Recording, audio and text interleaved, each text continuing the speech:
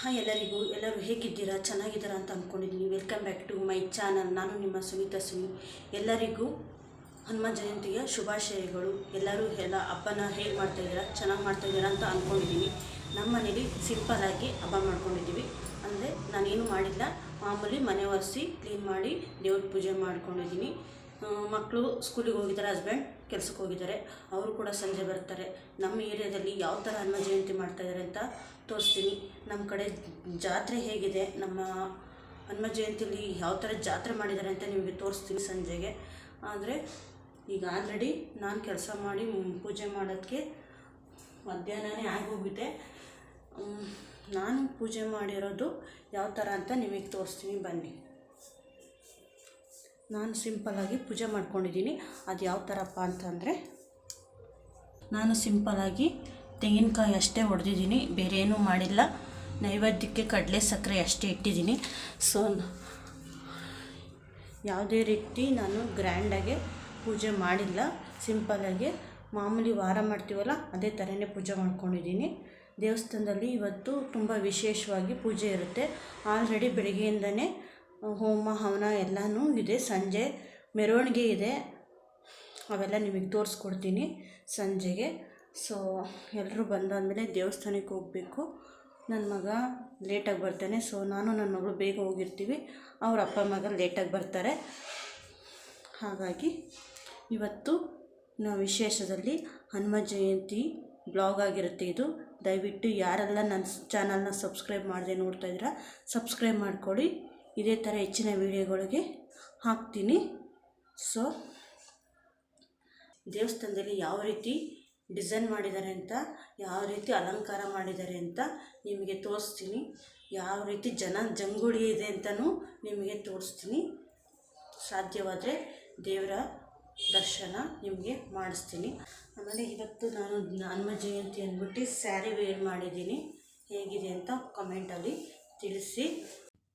ನಾನಿವಾಗ ಸಿಂಪಲಾಗಿ ರೆಡಿ ಆಗಿದ್ದೀನಿ. ಕರೆಂಟ್ ಕೂಡ ಇರಲಿಲ್ಲ, ಹಾಗಾಗಿ ಮೋಟ್ರ್ ಆನ್ ಮಾಡೋದು ಲೇಟ್ ಆಯಿತು. ಹಾಗಾಗಿ ನಾನು ಲೇಟಾಗಿ ಪೂಜೆ ಆಯಿತು. ಸಂಜೆ ನಮ್ಮ ಜಾತ್ರೆನ ನಿಮಗೆ ತೋರಿಸ್ತೀನಿ.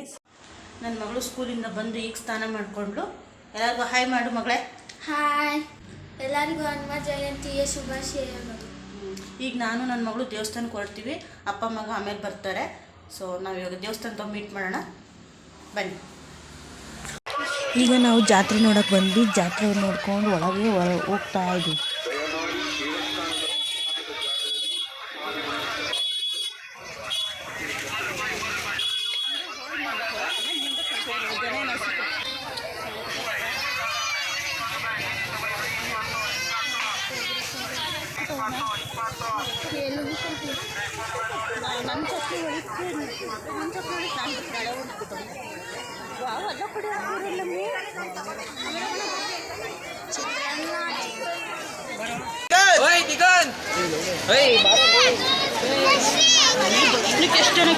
ಹಾಗೂ ಬೈಕ್ಗಳನ್ನು ನಿಲ್ಲಿಸಬಾರದಾಗಿ ಕೋರುತ್ತೇವೆ. ಬರುವಂತಹ ಭಕ್ತಾದಿಗಳಿಗೆ ಮತ್ತು ಅವರ ವಾಹನಗಳಿಗೆ ತೆರವು ಮಾಡಿಕೊಡಬೇಕಾಗಿ ವಿನಂತಿ. ಭಕ್ತಿಪೂರ್ವಕವಾದ ಸ್ವಾಗತವನ್ನು ಕೋರುತ್ತೇವೆ. ದೇವಸ್ಥಾನದ ಹಿಂಭಾಗದ ರಸ್ತೆಯಲ್ಲಿ ಹಾಗೂ ಮುಂಭಾಗದ ರಸ್ತೆ. ಇವಳು ನಮ್ಮ ನಾದಿನಿ ಮಗಳು. ಇವಳು ಕೂಡ ದರ್ಶನಕ್ಕೆ ಬಂದಿದ್ದು. ಇದು ಶ್ರೀನಿವಾಸ ಕಲ್ಯಾಣ ಮಾಡಿದ್ದಾರೆ ಪಕ್ಕದಲ್ಲಿ, ಹಾಗಾಗಿ ಅದನ್ನು ನೋಡಿಕೊಂಡು ಮುಂದೆ ಬಂದ್ವಿ. ಇದು ಕಂಬ, ದ್ವಾರ ಕಂಬ. ಒಳಗಡೆ ಹೋಗ್ತಾ ಇದ್ದೀವಿ. ಹೂವಿನ ಅಲಂಕಾರ ಎಲ್ಲ ತುಂಬಾ ಚೆನ್ನಾಗಿ ಮಾಡಿದ್ದಾರೆ.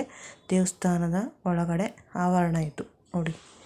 ಇದು ನವಗ್ರಹ ಪೂಜೆಗಳು.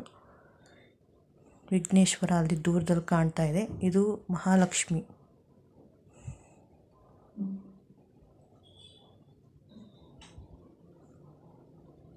ಇದು ಗಣಪತಿ. ಮುಂದೆ ಬಂದಾಗ ಆಂಜನೇಯ, ಮತ್ತು ಅಲ್ಲಿ ಮುನೇಶ್ವರ ಸ್ವಾಮಿಗಳನ್ನು ನೋಡ್ಕೊಂಡು ಹಂಗೆ ಪುನೀತ್ ರಾಜ್ಕುಮಾರ್ದು ತುಂಬಾ ಚೆನ್ನಾಗಿ ಅಲಂಕಾರ ಮಾಡಿದರು.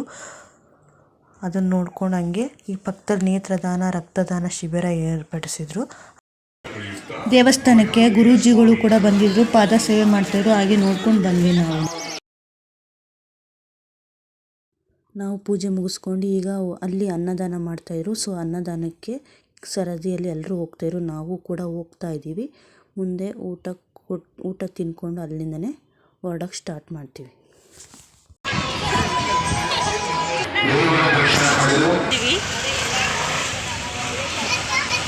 ನನ್ನ ಮಗು ಟೋಪಿ ತಗೊಂಡು ಅದು 100 ರೂಪೀಸ್ ಟೋಪಿ ಬೇಕು ಅಂತ ಹೇಳೋದಕ್ಕೆ ಕೊಡಿಸ್ತೀನಿ. ಈ ವಿಡಿಯೋ ಇಷ್ಟವಾದಲ್ಲಿ ಲೈಕ್ ಮಾಡಿ, ಸಬ್ಸ್ಕ್ರೈಬ್ ಮಾಡಿ. ಬಾಯ್, ಮತ್ತೆ ಸಿಗೋಣ. ಎಲ್ಲರಿಗೂ ಇನ್ನೊಂದು ಸತಿ ಹನುಮ ಜಯಂತಿ ಶುಭಾಶಯಗಳು. ಬಾಯ್.